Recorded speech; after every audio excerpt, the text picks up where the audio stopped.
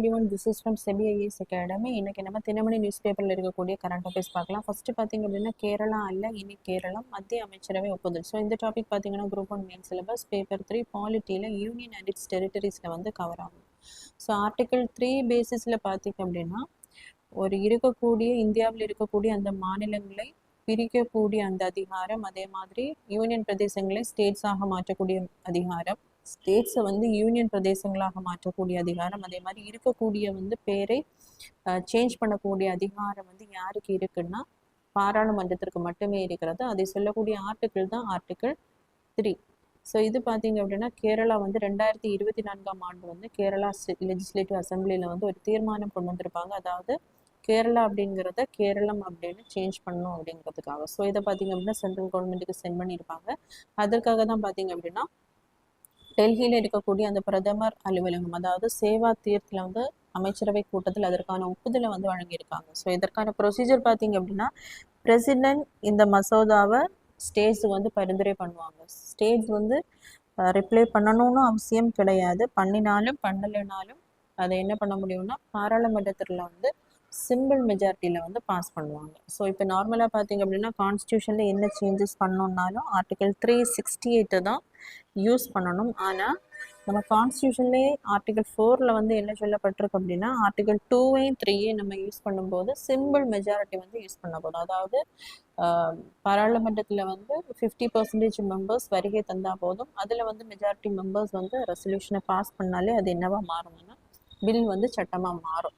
So இனி பார்த்தீங்க அப்படின்னா இப்போ அமைச்சரவை ஒப்புதல் அழைத்த பின்னாடி இதை வந்து நாடாளுமன்றத்தில் வந்து இன்ட்ரடியூஸ் பண்ணுவாங்க. மசோதாவை இன்ட்ரடியூஸ் பண்ணி சிம்பிள் மெஜாரிட்டியில் என்ன பண்ணுவாங்க அப்படின்னா இதை வந்து சட்டத்தை வந்து பாஸ் பண்ணுவாங்க. ஸோ இதற்கு முன்னாடி பார்த்தீங்க அப்படின்னா 1950 வந்து யுனைடெட் ப்ராவின்ஸை உத்தரப்பிரதேஷ் அப்படின்னு நேம் சேஞ்ச் பண்ணியிருப்பாங்க. 1973ஆம் ஆண்டு யூனியன் பிரதேசம் லக்காதேவ் மினிகோ அமண்டி ஐலாண்டை வந்து லக்ஷாதீப் அப்படின்னு நேம் சேஞ்ச் பண்ணியிருப்பாங்க. அதே மாதிரி அதே ஆண்டில் தான் மைசூரை வந்து கர்நாடகா அப்படின்னு நேம் சேஞ்ச் பண்ணியிருப்பாங்க. 1992ஆம் ஆண்டு பார்த்திங்க அப்படின்னா டெல்லியை வந்து 69வது கான்ஸ்டியூஷன் அமெண்ட்மெண்ட் படி நேஷனல் கேபிட்டல் டெரிட்டரி ஆஃப் இந்தியாவை அமெண்ட்மெண்ட் வந்து பண்ணியிருப்பாங்க. அடுத்ததாக 2006ஆம் ஆண்டில் பார்த்திங்க அப்படின்னா உத்தராஞ்சல் மற்றும் பாண்டிச்சேரி வந்து உத்தரகாண்ட் மற்றும் புதுச்சேரியாக மாற்றப்பட்டிருக்கும். அடுத்ததாக 2011ஆம் ஆண்டு பார்த்திங்க அப்படின்னா ஒரிசா பார்த்திங்க அப்படின்னா ஒடிசாவாக பெயர் மாற்ற பண்ணப்பட்டிருக்கு. இந்த ஆர்டிகல் 3 பேசிஸில் தான்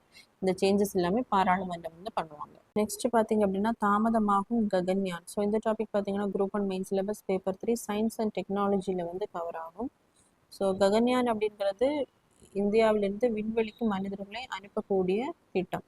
ஸோ இது பார்த்திங்க அப்படின்னா இதனுடைய ஹிஸ்டாரிக்கல் பேக்ரவுண்ட் நம்ம பார்த்தோம் அப்படின்னா முதலாக 1926ஆம் ஆண்டு மார்ச் 16ஆம் தேதி அமெரிக்க விஞ்ஞானி ராபர்ட் கொடார்ட் என்ன பண்ணியிருப்பார் அப்படின்னா முதலாக ஒரு ராக்கெட்டை வந்து விண்ணிற்கு ஏவி இருப்பார். அடுத்ததாக பார்த்திங்க அப்படின்னா 1944ஆம் ஆண்டு ஜெர்மனியிலிருந்து V2 ராக்கெட்டை வந்து அனுப்பியிருப்பாங்க ஜூன் 26ஆம் தேதி. ஸோ முதலாக இந்த ராக்கெட்டுடன் விண்கலத்தை சேட்டலைட்டை இணைத்து அனுப்பியது யாருன்னு பார்க்கும்போது ரஷ்யா.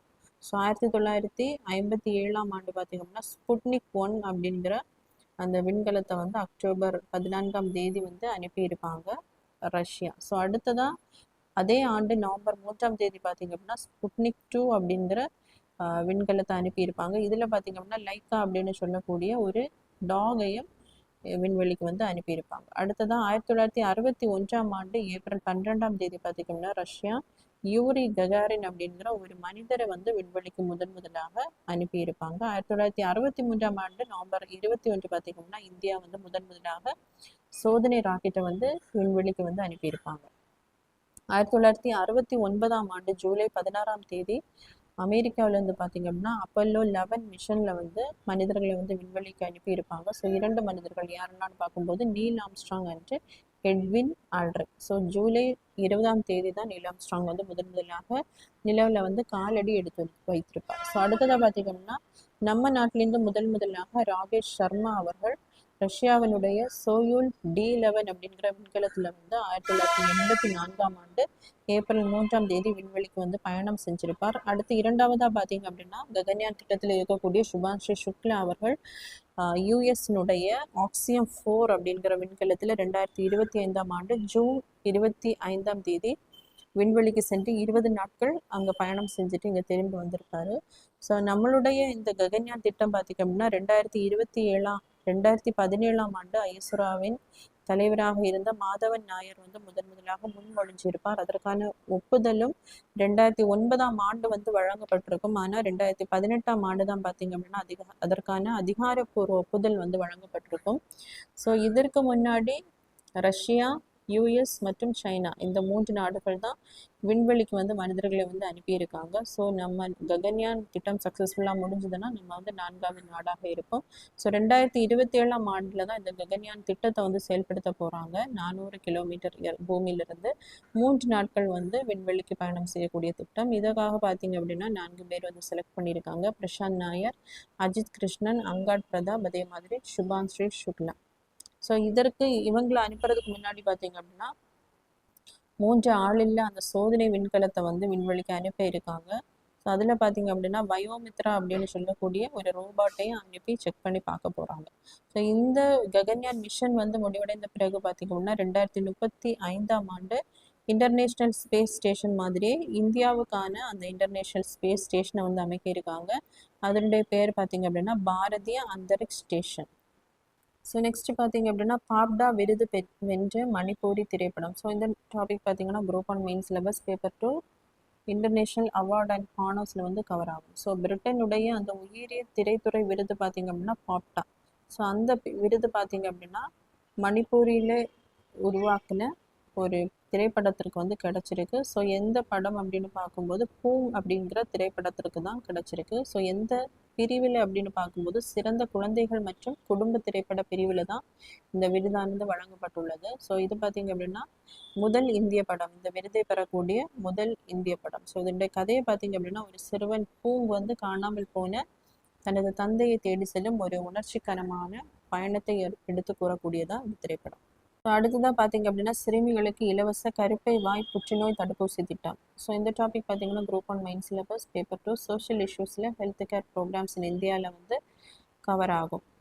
ஸோ மத்திய அரசு பார்த்தீங்க அப்படின்னா அந்த குழந்தைகளுக்கான சிறுமிகளுக்கான கருப்பை வாய் இலவச புற்றுநோய் தடுப்பூசி திட்டத்தை வந்து தொடங்குறதுக்காக இருக்காங்க.